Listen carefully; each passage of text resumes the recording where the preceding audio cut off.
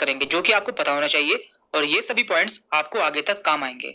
तो यहाँ पे हम देखेंगे ब्लड प्रेशर, पल्स, ऑक्सीजन, ये सभी चीजें आपको आगे तक काम आती है।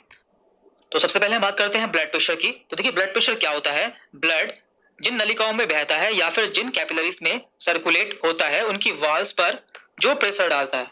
मान लीजिए ये हमारी नलिकाएं हैं, ये हमारी कैपिलरीज हैं और इसके अंदर ब्लड सर्कुलेट हो रहा है, तो ये इनकी वॉल्स पर जो प्रेशर डालता है दोनों साइड में, उसे हम ब्लड प्रेशर कहते हैं। और ये ब्लड प्रेशर दो टाइप का होता है, सिस्टोलिक एंड डायस्टोलिक। तो यहाँ पर सिस्टोलिक ब्लड प्रेशर हमारा ऊपर का ब्लड प्रेशर होता है, जबकि डायस्टोलिक ब्लड प्रेशर हमारा नीचे का ब्लड प्रेशर होता है। तो हम यहाँ पे जानेंगे कि ब्लड प्रेशर नॉर्मल कितना होता है और हम कब मानेंगे कि हमारा ब्लड प्रेशर बढ़ चुका है। तो देखिए यदि किसी का ब्लड प्रेशर ऊपर का 120 होता है, यानी कि उसका सिस्टोलिक ब्लड प्रेशर 120 होता है और उसका डायस्टोलिक ब्लड प्रेशर 80 होता है, तो इसे हम नॉर्मल ब्लड प्रेशर मानते हैं, यानी कि वह व्यक्ति बिल्कुल स्वस्थ है।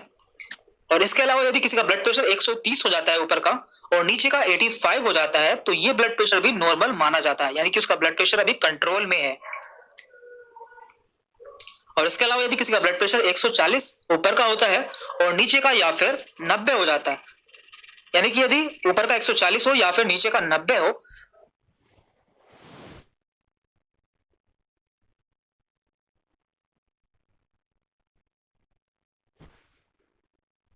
तो इसे हम थोड़ा सा बढ़ा हुआ ब्लड प्रेशर मानते हैं।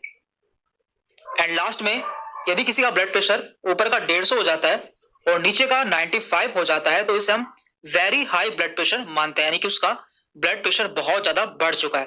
और ऐसी कंडीशन में हमें तुरंत डॉक्टर के पास में जाना चाहिए, क्योंकि ये इमरजेंसी कंडीशन होती है। अब बात करते हैं ऑक्सीजन लेवल की। तो देखिए जो भी हम सांस लेते हैं उसमें कई सारी गैसेस के साथ में हमारे अंदर ऑक्सीजन भी जाती है। ऑक्सीजन भी जाती है जो कि हमारे लंग्स के एल्वियोलाई पर जाकर हमारे टिश्यू से एक्सचेंज होती है और हमारे ब्लड के थ्रू पूरी बॉडी में सर्कुलेट हो जाती है। तो इसका लेवल कितना होता है ये भी आपको पता होना चाहिए। तो हम देख लेते हैं। तो देखिए ऑक्सीजन लेवल को हम ऑक्सीमीटर से मापते हैं, ये भी आपको पता होना चाहिए। और यदि किसी का ऑक्सीजन लेवल 94 है या 94 से ज्यादा है, तो वो व्यक्ति बिल्कुल सामान्य है, यानी कि उसका ऑक्सीजन लेवल बिल्कुल नॉर्मल है। और यदि किसी का ऑक्सीजन लेवल 95 से 100 के बीच में आता है, तो उसका ऑक्सीजन लेवल काफी अच्छा है। अब बात करते हैं कि हम इसे कम कब मानेंगे। यदि किसी का ऑक्सीजन लेवल 90 से 93 के बीच में आता है, तो उसका ऑक्सीजन लेवल जरा सा कम है, यानी कि उसका ऑक्सीजन लेवल थोड़ा सा कम हो गया है और इसे आप एक्सरसाइज द्वारा सही कर सकते हैं। लेकिन यदि किसी का ऑक्सीजन लेवल 80 से 89 हो गया है या इससे भी कम हो गया है, तो ऐसे में उसका ऑक्सीजन लेवल बहुत कम हो चुका है और ऐसी कंडीशन में आपको डॉक्टर की सलाह पर एडमिट हो जाना चाहिए। अब बात करते हैं हम पल्स रेट की। तो देखिए ये भी किसी हेल्थी पर्सन की हेल्थ को मेजर करने के लिए बहुत ही अच्छा क्राइटेरिया है। हम जानेंगे कि किसी नॉर्मल पेशेंट का या व्यक्ति का पल्स रेट कितना होता है।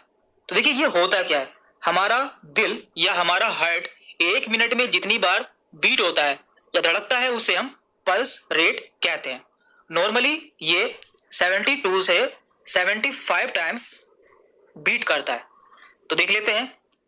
देखिए यहाँ पे लिखा हुआ है 72 पर मिनट, यानी कि यदि किसी पेशेंट का या व्यक्ति का हार्ट 1 मिनट में 72 बार बीट हो रहा है, तो इसे हम बहुत अच्छा पल्स रेट मानते हैं, यानी कि उसका पल्स रेट गुड है।